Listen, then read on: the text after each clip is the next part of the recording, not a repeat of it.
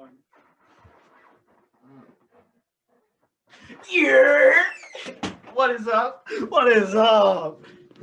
Oh. That's horrible. Please change them back to white. We'll put a little thing at the beginning. Maybe we should put it in the thumbnail, just in really tiny Seizure warning. Fine print. Nope, can't say that anymore. That's offensive. That's offensive. You have to put flash warning. Sorry, guys. You offensive Anyway, welcome prick. back to another banger of an episode of the Extra Innings podcast with Andrew&Mason. We filmed our interview today was with Avery Benson, who is a basketball player for the University of Texas Tech. Or Raiders. I can't remember which. Raiders. Red Raiders. It's Red Raiders. You dumb butt. Anyway, but yeah. Today does happen to be the 1 year, and not really anniversary, but like 1 year on this date. Kobe Bryant did pass away, him and his daughter and a couple other people. It was a sad day. Personally, as a sports fan, I got to get my mouse. I'll be right back. It was a sad day for even if you didn't even like basketball. Kobe did so much for sports in general. You know, the Mamba mentality was such a big thing. I mean, I even play with it sometimes, got to be better than everyone else in your head when you're playing. So, rest in peace to Kobe and Gigi and the rest of people that were involved. But with that being said, the depressing notes. No more depressing notes. We'll start with football. You can take Bucks hold of that. Versus Chiefs in the Super Bowl. Personally, I like the Bucks winning it. Even though the last time they did play, the Chiefs absolutely destroyed the Bucks. But I don't know. I feel like the Bucks have just gotten a lot better since then. And Tom Brady's got all that. In the regular season, he didn't really have any pressure on his shoulders. I feel like Tom Brady plays a lot better under pressure because, for example, Super Bowl, Falcons. Yes, it was obvious that the Falcons obviously choked horribly, but also is the fact that Tom Brady is a very good quarterback under pressure, and I think that was obviously a big contribution. If it was a majority of other quarterbacks, the Falcons would not have choked, or at least choked that bad. So the Falcons are just good at choking, Yeah, but I think Tom Brady will come back, and Tom Brady's good under pressure. He's a good. Yeah, Tom Brady's the GOAT. So other than that, that's mainly football. Matthew Stafford of the Lions wants to get out of Detroit because they've just wasted his career. Deshaun Watson wants to get out of Texas, Houston because they've destroyed his career. So big quarterback moves coming. Stephon Diggs is the only one who stayed out on the field during the Chiefs celebration. Motivation for himself. And then we've got Aaron Rodgers. I was watching Get Up this morning, during really disappointed with the Packers play calling towards the end of the game. If the Packers want to have another chance at getting a ring within the next 10 years, they've got to keep Aaron Rodgers. Aaron Rodgers only has 2 to 3 more good years left, but I feel like if they keep developing their younger guys and their young team, then the Packers have a chance at getting a ring in the next 2 to 3 years if they keep Aaron Rodgers. If they get rid of him, there's really not a chance. This is one of the better teams they've seen, like the Packers have had since Brett Favre and that generation, that era. They haven't really had a fantastic team since then. You have the MVP on your team and the number 1 receiver, and you don't go for it on 4th and goal at the 8. It's kind of concerning to me, personally. Yeah, well, Aaron Rodgers obviously has good reason to leave Green Bay. He could go pretty much anywhere he wants, get paid a very good amount. But he also wouldn't want to leave Green Bay because he's got that opportunity to win a Super Bowl in his last few years as an NFL quarterback. Other than that, look, I'm learning football again. Good job. Basketball, not much. Besides, you can take basketball. We haven't done an episode since the big trade, have we?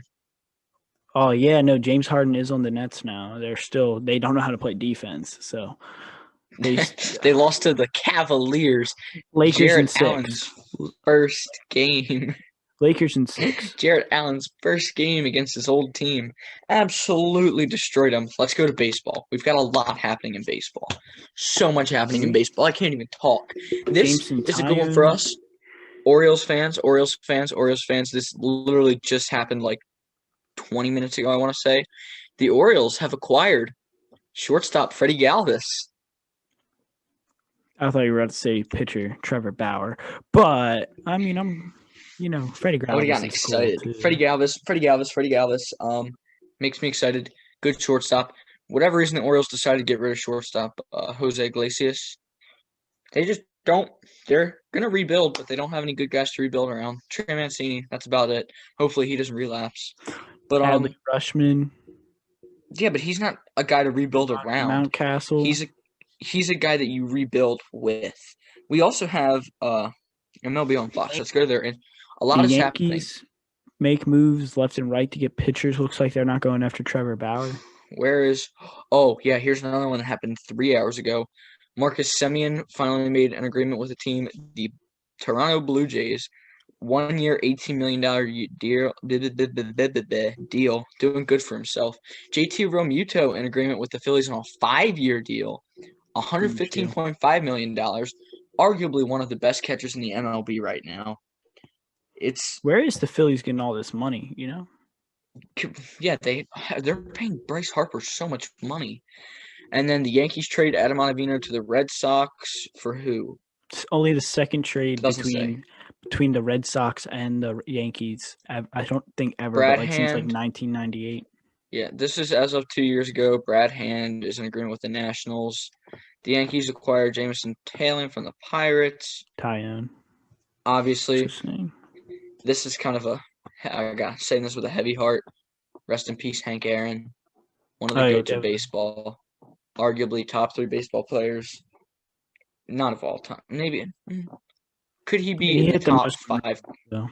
Top 5 conversation. He's in top 5 conversation. And I just threw my phone on the floor. That's what we want to do. That's what we like to see.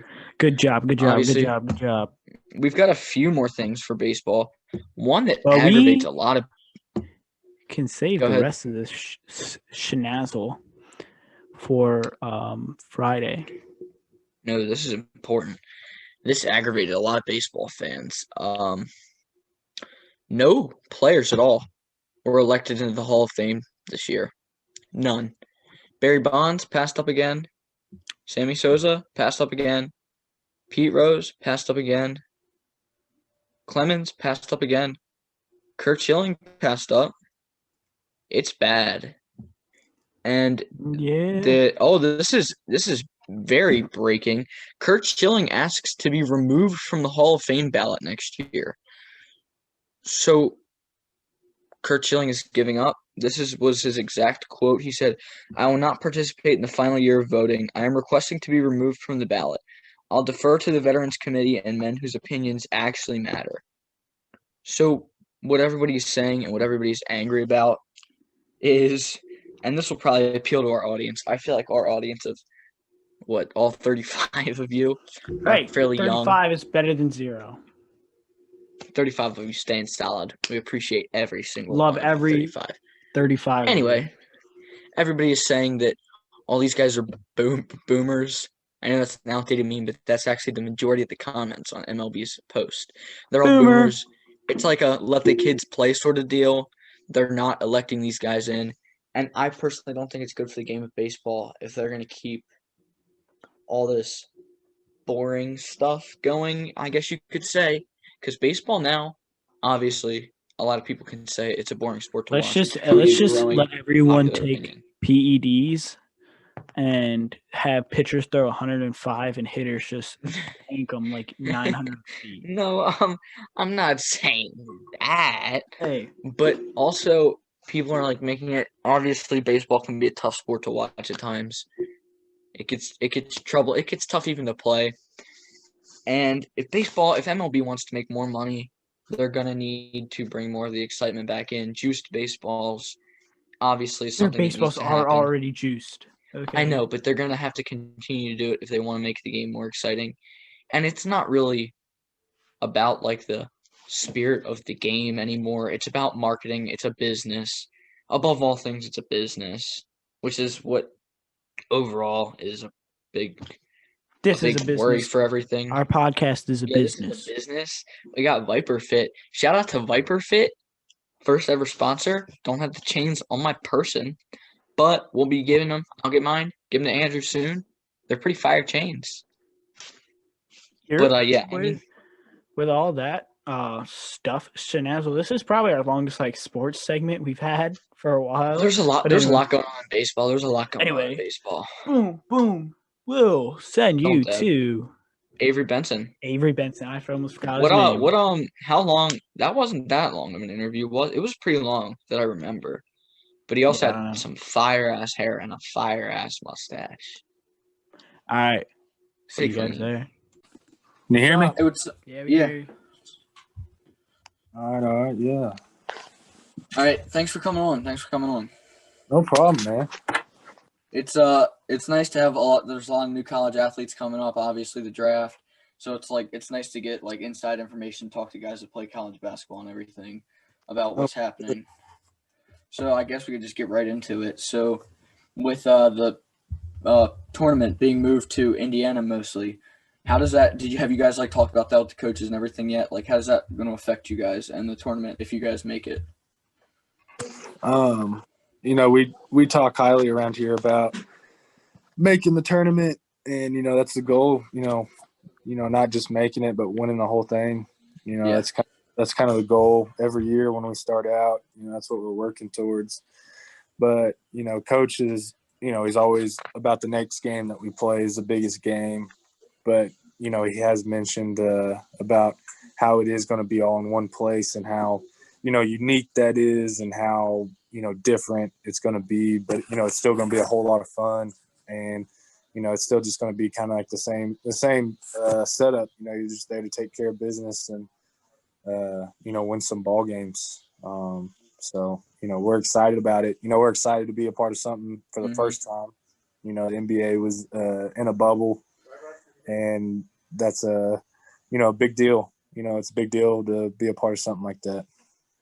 Are there going to be fans allowed, a limited number of fans, no fans, full capacity? What is it going to be?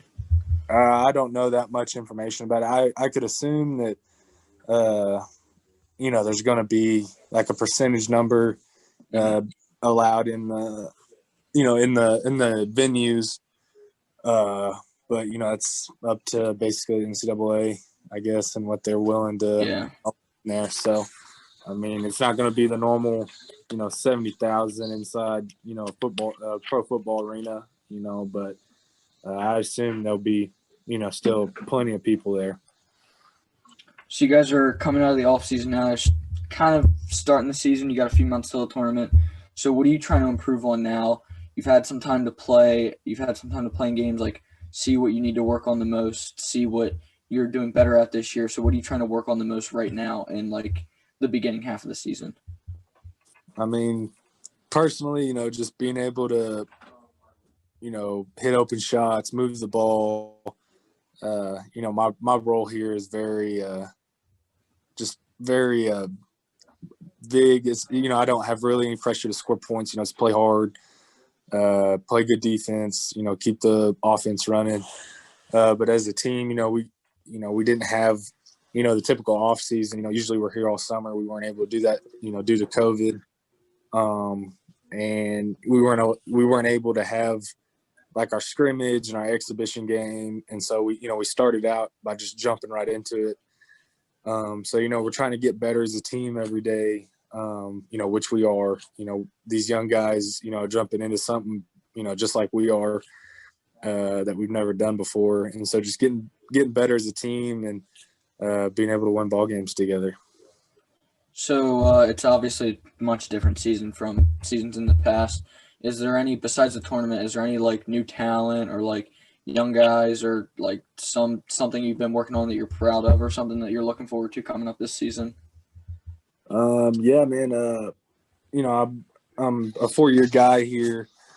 Had to take on a leadership role with our grad transfer Marcus Santos Silva and Kyler Edwards being, probably the most experienced player from this program, playing time wise. So we all had to take a step in being leaders, vocal leaders, setting examples on the court, off the court. And, obviously, I can always do something better, but I'm proud of, what we've been able to do is, a leadership here and being able to help these young guys, get into the groove, especially, help each other through, a weird time like this. So I definitely say like the leadership aspect of personally and on this team has just been, one of the best that I've been a part of. So that's like the majority of the questions I had for you. I'm gonna kick it over to Andrew. Do you have any? You said you had a few questions you wanted to ask him. Yeah, first I want to say I love your mustache, by the way. Thanks. I've been a little lazy here. Got the beard scruff coming back. Yeah, the girlfriend wasn't too happy with the mustache, but it goes. Yeah, it is what it is. My first question is, obviously, I don't know if Texas Tech is doing limited amount of fans or no fans, but obviously you're going to different arenas with some having fans and some not having fans. How does that as a player affect you or anything like that? Obviously not having, your fans cheering you on as you're playing or fans heckling you as you're playing. Obviously that probably makes you play better no matter what. Do you feel that your team may or may not be playing as good or is playing better with less fans in the arena or no fans? No, yeah. So here at Texas Tech, our school has done a tremendous job getting as many people in the games as they can. So far here at home, we haven't played away. We played at Oklahoma, and we had more fans than they did. And at the most fans we played with was in Fort Worth. There was a bunch of people actually in that venue. But yeah, it's weird because in a typical game, we can't hear coach, yelling when we're at the other end, but now we can. You can have clear communication from anywhere on the court. If you're really trying, really playing, really listening, which is an advantage, for every team. They can hear the coach, they can hear their teammates. It's very different than what you're normally used to. A crowd gets going and you can't even hear yourself think. But I think, being able to create our own energy is a advantage. It's within the program that energy comes from. So, like I said before, it's very different, but there is a lot of advantages to it. Yeah, I can imagine. I know when I'm watching games, just listening, I can hear. I watch a good amount of Maryland basketball because from Maryland. I can hear Coach Turgeon yelling on the sideline, whether that be at refs or at his players to get moving or anything like that. It's a fun thing to listen to sometimes. But one of my questions is obviously Texas Tech is not your first team that you think of when you think college basketball. Right now, it kind of sounds like it's Gonzaga, Duke to Kentucky.